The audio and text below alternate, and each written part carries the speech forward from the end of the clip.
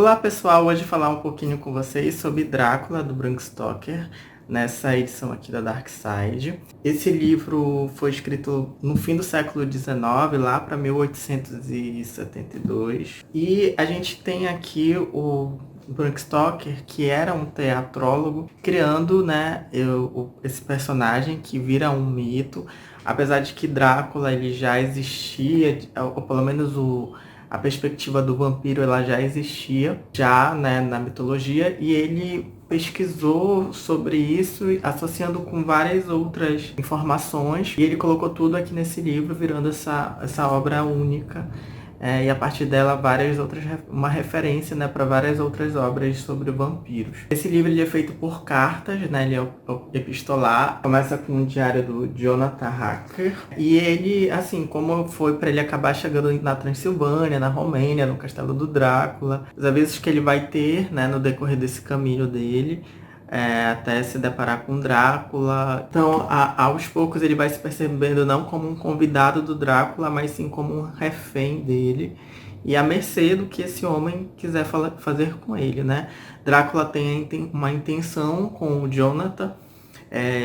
Jonathan é um advogado, mas que vai como uma espécie de contador, cuidar de um negócio de vendas de imóveis, que antes dele outra pessoa estava cuidando disso, mas essa pessoa adoeceu, enlouqueceu, e essa pessoa é um personagem também desse livro, sem fala, sem voz narrativa. Aí logo depois do Jonathan Harker, a gente tem a Mina Murray, que depois se torna Mina Harker, e ela, assim, uma senhora, uma moça inglesa que é extremamente apaixonada pelo Jonathan, e que está esperando a volta dele, essa preocupação, a relação dela com a Lucy, que são as duas únicas mulheres na narrativa, que tem voz narrativa também, e são as vítimas do Drácula, de certo modo, iniciando por Lucy, e que acaba sendo mordida pelo Drácula logo na primeira parte do livro, e vem com esse processo de transformação, e depois vem Lucy, depois vem Mina, a ser também vítima do Drácula. E a partir dessas duas personagens que a narrativa ela vai ganhando força, no sentido de que os homens, eles vão correr atrás do Drácula para se vingar deles e sanar o que está acontecendo com essas mulheres. Então a gente tem aqui também o Van Helsing, que é uma criação do Bram Stoker, que eu não imaginava que Van Helsing fosse uma criação dele. E Van Helsing ele tem um nome tão forte, assim, na nossa imaginação, um nome muito forte.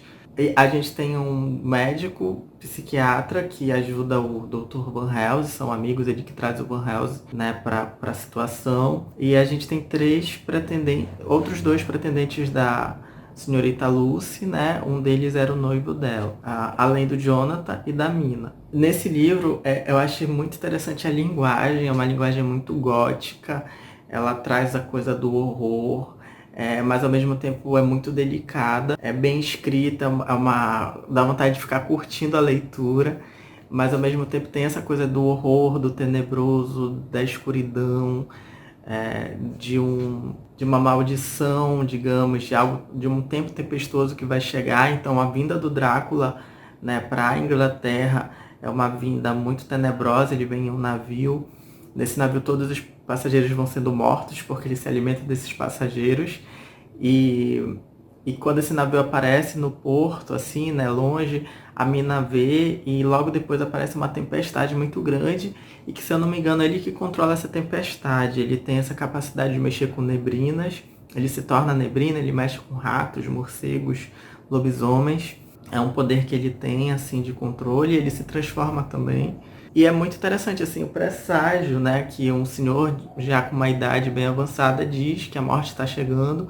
Só que o senhor vai se referindo a essa morte que é para ele mesmo, Mas a morte que está chegando também naquele lugar com a vinda do Drácula e com o horror que ele acaba causando ali. Me chama muito a atenção também como aos pouquinhos a gente vai adentrando o que é o Drácula, esse homem velho que tem pelos aqui, embaixo do pulso, que fede, ele tem um mau hálito muito grande, muito forte. E tem cenas assim que aonde ele tá, ele se esconde na Inglaterra, ele fica na cidade que eles ficam, ele fica em vários lugares, ele tem caixões em vários lugares e o método deles é ir destruindo esses caixões, para ele não ter mais nenhum lugar para se esconder. E aí, em um desses lugares que eles vão, descobrem o caixão, o espaço é extremamente fedorento, apodrecido.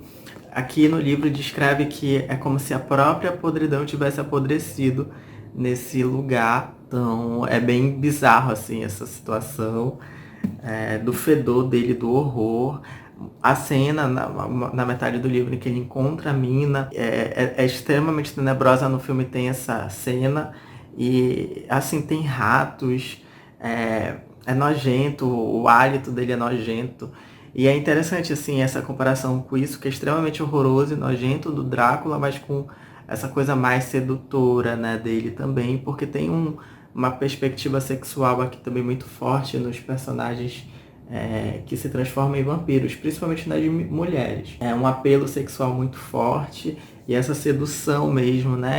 E o Drácula ele se transforma numa figura histórica extremamente Dom Juan, né? Que conquista com esse apelo sexual, mas assim no livro em si ele é um ser muito grotesco, muito nojento. Ele hipnotiza de algum modo, né? Ele causa um certo fascínio, mas é só nessa situação, assim. Eu pesquisei um artigo muito interessante.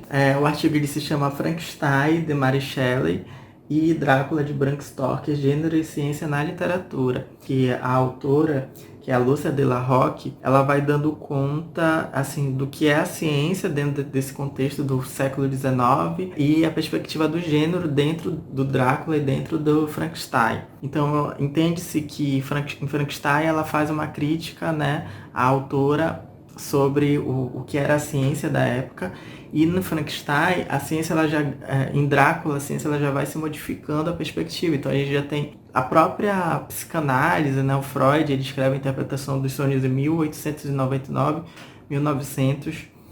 Então a ciência ela vai mudando. Aqui eles citam Charcot, né, que o criador da hipnose, né, que o Freud vai usar por muito tempo. Então é uma entrega à ciência como um modo de solucionar, de investigar até a criminologia. Então, apesar de ser um livro que brinca com uma coisa da aristocracia, né, Drácula, esse vampiro aristocrático que tem seu castelo, mas todo ao redor é científico e moderno, né?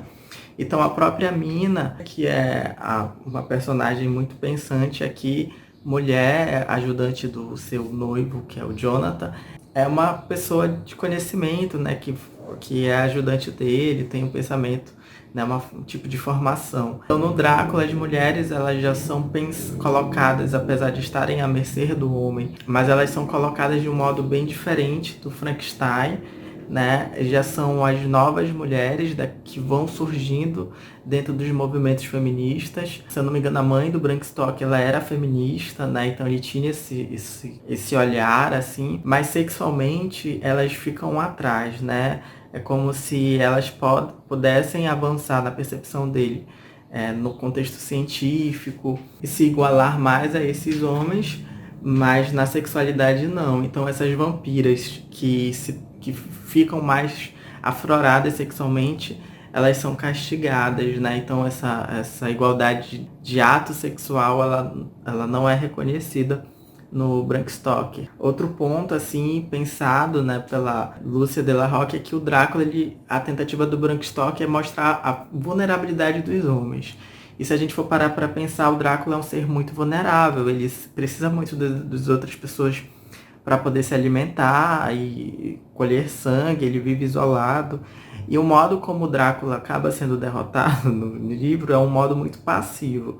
Então, assim, ele é um monstro, ele é um ser extremamente perigoso, ele causa caos, mas ele é derrotado de um modo muito passivo, assim. Então mostra um pouco dessa vulnerabilidade do Drácula e o quanto a partir da mina se consegue ir chegando nele para derrotá-lo. Então é algo que vai acontecendo aqui, né? Então a mulher no Drácula, ela acaba tendo uma representação muito importante. E aí ela diz que Através das mulheres, podemos ver como o processo de vampirização em si é claramente sexualizado, em analogia com a transmissão de uma doença venérea. Então ela faz essa associação, né? Naquela época a sífilis ela era muito existente ali, né? A sífilis se espalharia na concepção carregada de preconceitos em relação ao gênero feminino da época, das mulheres depravadas aos cavalheiros vitorianos de boa família, que então contaminariam suas castas esposas. E, enfim, é um processo, né, comum, né? Os homens, eles se relacionariam com as mulheres, né, prostitutas, que teriam sífilis e passariam a sífilis para suas esposas. Isso acontece muito com HIV também. O Bram Stoker, ele teve sífilis, ele morreu por causa de sífilis. A sua esposa, ela teve um filho e depois de ter esse filho não quis mais manter relações sexuais com ele. Ele se relacionava fora do casamento e acabou contraindo sífilis. Então assim, algo a se pensar, né? Essa questão dessas mulheres que se tornam vampiras, se tornam má mulheres, né? E a partir disso são mulheres não castas, né? Não tem aquela reserva da virgindade, né? Sexual, digamos, e se tornam mulheres extremamente sexuais e maliciosas. E são mulheres que no fundo são castigadas por isso, né? E eu acho que é algo que se repete com o decorrer da cultura, né? No cinema, na literatura, as mulheres que são muito à frente, são muito sexualmente ativas, né?